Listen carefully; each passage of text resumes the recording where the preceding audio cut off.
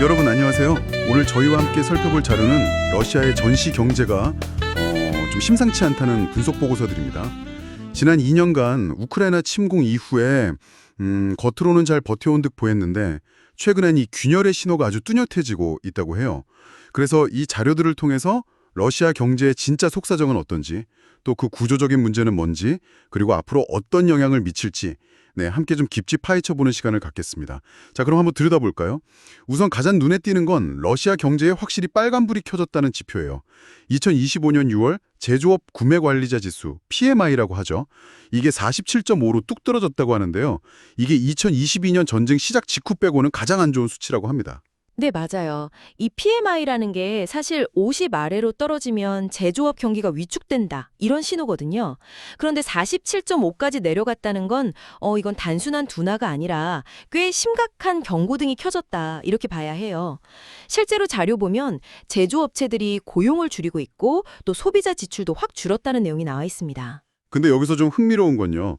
푸틴 대통령은 여전히 우리 경제 괜찮다, 세계 평균보다 성장률 높다, 이렇게 말하는데 정작 그 경제 관료들 사이에서는 다른 목소리가 나온다는 점이에요. 맞습니다. 바로 그 점이 현재 상황의 어떤 복잡성을 보여주는 거죠. 막심 레세트니코프 교재부 장관 같은 경우는 경기 침체 직전이라는 아주 직접적인 경고를 했어요. 반면에 이제 재무장관이나 중앙은행 총재는 경제가 좀 냉각되고 있다거나 과열에서 벗어나는 중이다, 이런 식으로 조금 더 조심스러운 표현을 쓰고 있고요. 그러니까 같은 현상을 두고도 해석이 좀 갈리는 거죠. 푸틴 대통령의 낙관론하고 실제 지표, 그리고 또 관료들의 이 미묘한 시각차까지 정말 좀 혼란스러운데요. 그렇다면 이런 경제적 어려움의 진짜 뿌리는 어디에 있다고 봐야 할까요? 자료에서는 그 근본 원인을 뭐라고 짚고 있나요? 보고서들은 현재 어려움이 러시아 전시 경제 모델, 그러니까 전쟁 수행을 위해서 경제 구조를 바꾼 것, 그 자체의 한계에서 비롯된다고 분석하고 있어요.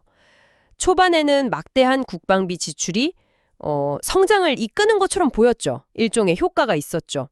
하지만 이게 사실은 민간 부문의 희생을 대가로 한 거였어요. 군수품 생산에 자원하고 인력이 막 몰리다 보니까 정작 일반 소비재를 만드는 기업들은 수요를 따라가지 못하게 된 겁니다. 그러니까 군수 산업만 너무 비대해지고 반대로 민간 경제는 위축되는 그런 불균형이 심해졌다는 거군요. 그렇죠. 바로 그 결과가 이제 물가 상승, 즉 인플레이션으로 나타났고요.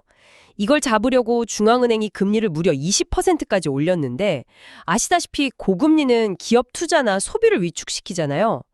게다가 가계부채가 GDP의 20%나 되는 상황이라는데 이 높은 금리는 가계에도 정말 엄청난 부담이거든요. 결국 임금은 좀 오르는데 물가와 금리 부담 때문에 실제 소비 여력은 줄어드는 그런 악순환에 빠진 거죠. 결국 정부 지출, 말하자면 경제를 일시적으로 이렇게 떠받치던 예산 각성제 같은 그 효과가 다하고 부작용만 남은 셈이네요. 게다가 자료에 나온 것처럼 국제 제재로 에너지 수출까지 줄면서 재정 상황도 나빠졌다고 하고요. GDP 대비 재정 적자가 2%면 이거 결코 적은 수치가 아니죠. 맞습니다. 더 큰 그림에서 보면요. 지난 2년간 효과가 좀 제한적이다 이렇게 평가받던 서방 제재가 이제 서서히 누적되면서 러시아 경제의 어떤 구조적인 약점을 파고들기 시작했다. 이런 분석이 설득력을 얻고 있습니다. 단기적으로는 어떻게든 버텨냈을지 몰라도 이게 장기전으로 가면서 그 압박이 실질적인 타격으로 이어지고 있는 거죠.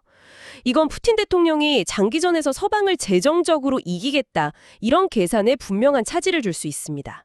단순히 경제가 좀 어렵다, 이걸 넘어서서 전쟁을 계속할 수 있는 그 능력 자체에 영향을 미칠 수 있다는 말씀이시군요.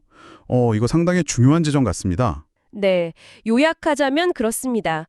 겉으로 보이는 어떤 회복력 뒤에는 전시 경제의 구조적 한계와 또 누적된 제재 효과라는 심각한 도전이 숨어 있다는 겁니다. 그리고 이는 러시아가 현재의 그 전쟁 장기화 전략을 계속 유지할 수 있을지에 대한 근본적인 물음을 던지고 있습니다. 오늘 저희가 함께 살펴본 것처럼 러시아 경제는 지금 굉장히 중요한 기로에 서 있는 것 같습니다. 단순히 발표되는 숫자 너머의 어떤 구조적인 문제와 그 안에 담긴 정치적 계산까지 함께 봐야 전체 그림을 제대로 이해할 수 있겠네요. 여기서 마지막으로 여러분께 던지고 싶은 질문은 이것입니다. 과연 이런 종류의 경제적 압박이 궁극적으로 러시아의 전쟁 목표나 외교 노선에 실질적인 변화를 가져올 수 있을까요? 한 번쯤 깊이 생각해 보시면 흥미로울 것 같습니다. 오늘 저희가 함께 해주셔서 감사합니다. 다음에 또 유익하고 흥미로운 내용으로 찾아뵙겠습니다.